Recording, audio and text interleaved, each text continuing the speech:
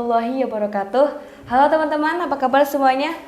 Senang sekali bertemu kembali lagi dengan saya, Khofifah Khairi, di podcast Ngaji Sore bersama STIQ Miftahul Huda. Hari ini kita akan ngaji seperti biasa.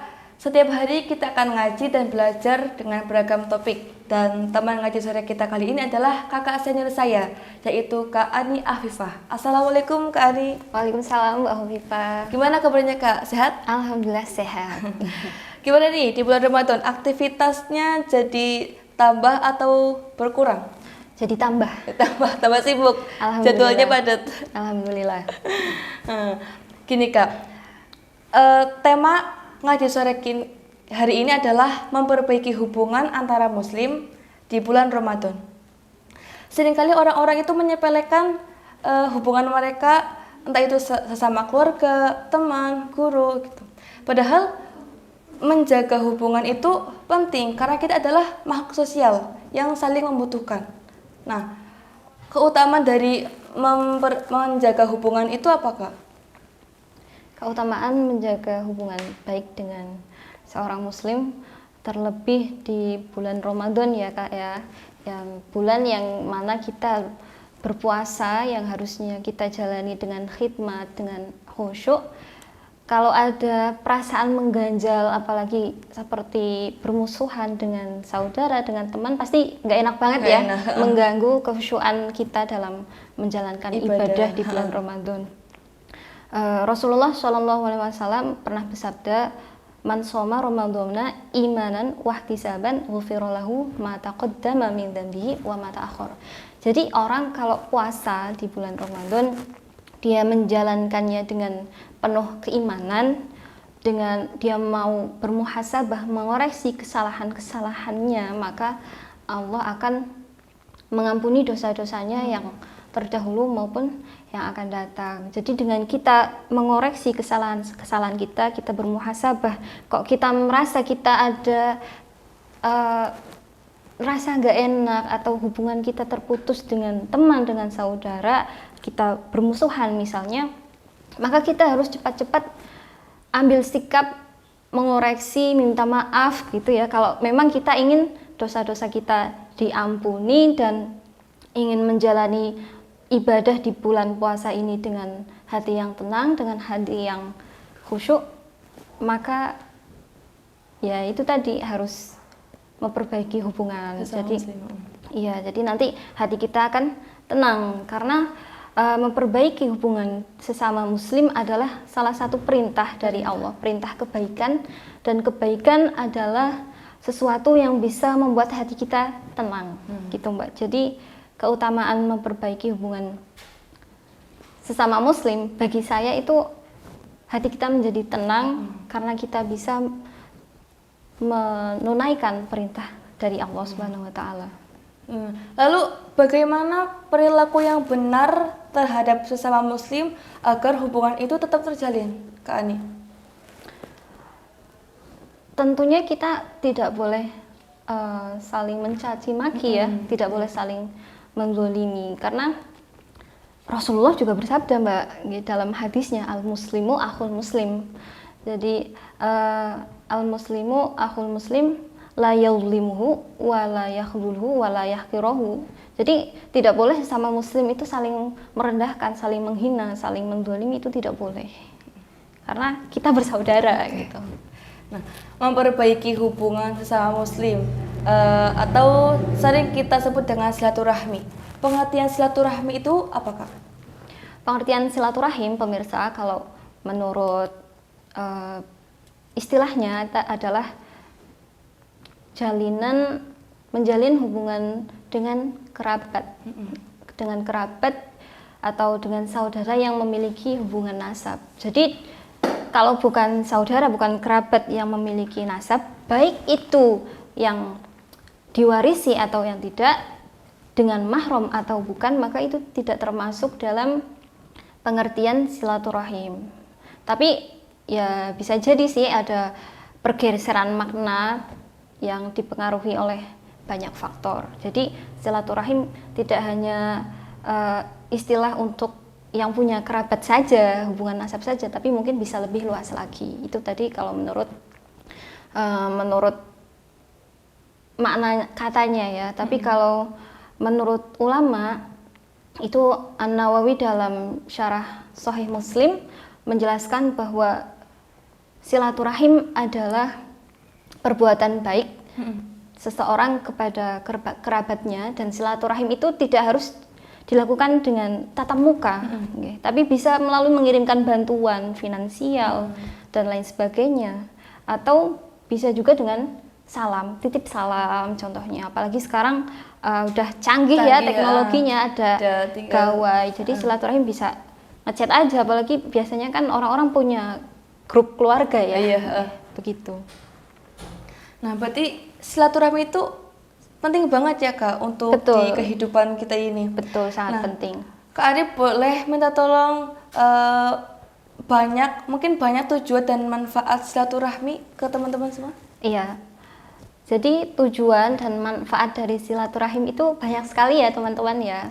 Yang pertama itu adalah dengan kita mempererat silaturahim, kita akan ditolong oleh Allah. Jadi ceritanya suatu ketika ada sahabat yang datang kepada Nabi kemudian menceritakan bahwa dia memiliki kerabat, dia senantiasa menjalin hubungan yang baik, tetapi kerabatnya itu tidak. Jadi dia memaafkan perilaku buruk kerabatnya, tapi yang di sana tetap saja menganiaya. Nah, kemudian dia bertanya kepada Rasulullah, "Wahai Rasulullah, apakah saya boleh membalas perbuatan mereka kepada saya?"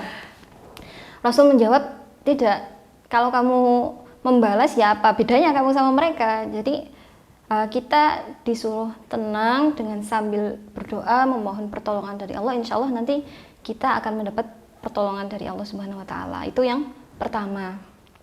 Yang kedua, teman-teman, manfaat dari silaturahim adalah kita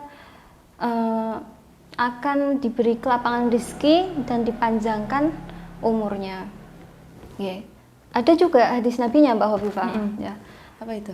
Man ahabba ayyubsata lahu fi rizqihi wa yunsa'alahu fi atharihi falyasim rahimah. Barang siapa yang ingin diluaskan rezekinya, dipanjangkan umurnya, maka hendaknya dia menjalin silaturahim. Dan yang ketiga, silaturahim ini menjadi tanda seseorang beriman, ya.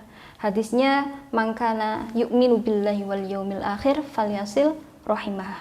Barang siapa yang beriman kepada Allah dan hari akhir, maka hendaknya dia menyambung tali silaturahim.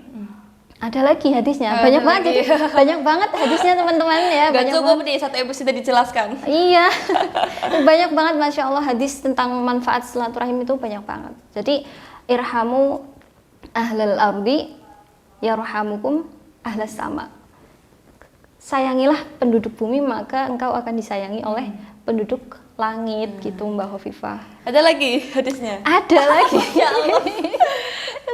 Ada, masih banyak ya teman-teman. Kalau teman-teman penasaran hadis-hadis keutamaan silaturahim atau ayat-ayat Al-Quran yang lain yang menjelaskan tentang pentingnya kita menjaga silaturahim, ayo gabung ke STIQ Miftahul Huda. Ditunggu sama Mbak Hovifah. Kalau saya kan sebentar lagi mau wisuda ya. Oh iya, skripsi aman? Insya Allah, doain ya Mbak ya. Dan terus gini Kak, ketika ada orang yang ingin memperbaiki silaturahmi, ada juga orang yang ingin tidak mau bersilaturahmi atau memutus hubungan. Nah, konsekuensi orang yang memutus silaturahmi itu apa Kak? Ada ya, ada konsekuensi tersendiri bagi orang yang memutus silaturahim. Jadi di dalam kitab Mukhtar al-Ahadis itu saya pernah baca, Isnani la yanzurullahu ilaihuma yaumal qiyamah qati'ur rahim wa jarussu. Jadi ada dua orang yang kelak di hari akhir Allah tidak akan memandang mereka. Maksudnya ini adalah memandang dengan pandangan kasih sayang ya. Kayak ibaratnya kita itu lagi musuhan sama temen, kalau ketemu di jalan kan mukanya suka dipalingkan nggak mau nengok gitu ya.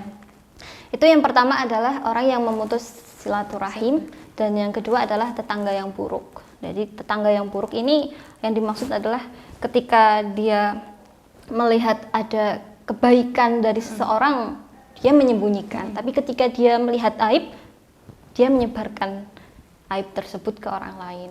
Itu Mbak. Terus tadi kan hadisnya sudah disebutkan tuh ya banyak banget. Kalau dari Al-Quran ada atau tidak petunjuk atau tuntunan tentang memperbaiki hubungan sesama muslim? Ada. Jadi dalil Al-Quran untuk kita berbuat baik dengan sesama muslim itu ada ya. Yang pertama itu ada di surat An-Nisa yang berbunyi wa'budullaha wa la tusyriku bihi syai'aw wa bil walidaini ihsana wa bidzil qurba wal yatama wal masakin. Jadi kita selain diperintahkan untuk menyembah dan tidak menyekutukan Allah, kita juga diperintahkan untuk berbuat baik kepada orang tua, kepada kerabat, kepada anak-anak yatim, kepada orang fakir miskin. Lalu ada lagi di surat Al-Hujurat, la yaskhar qaumun min qaumin asa yakunu khairum minhum.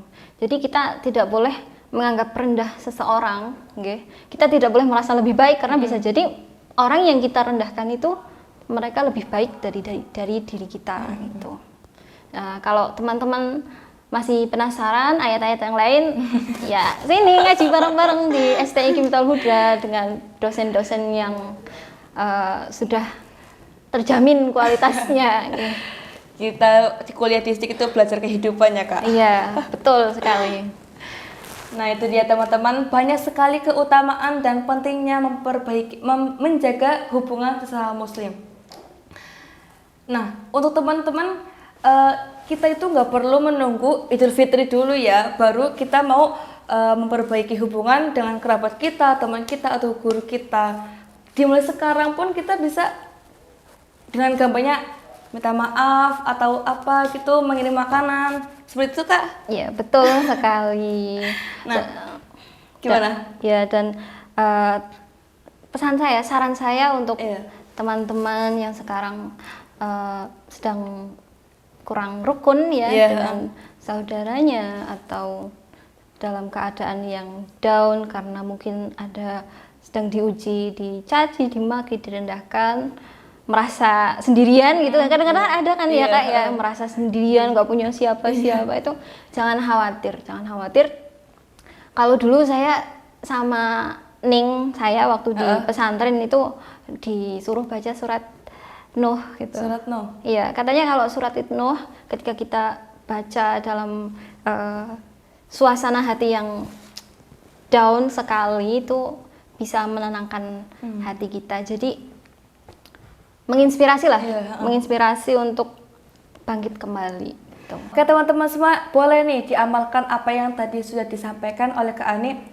Dan terima kasih hari ini untuk narasumber kita, Kak Ani Afifah yang luar biasa. Sama-sama. Dan semoga apa yang tadi sudah disampaikan bermanfaat untuk teman-teman semua. Amin. Untuk teman-teman, jangan lupa like, comment, share, and subscribe channel STIK Qimtal Huda Rawalo. Terima kasih podcast kajian sore kali ini. Dari saya, wassalamualaikum warahmatullahi wabarakatuh. Waalaikumsalam.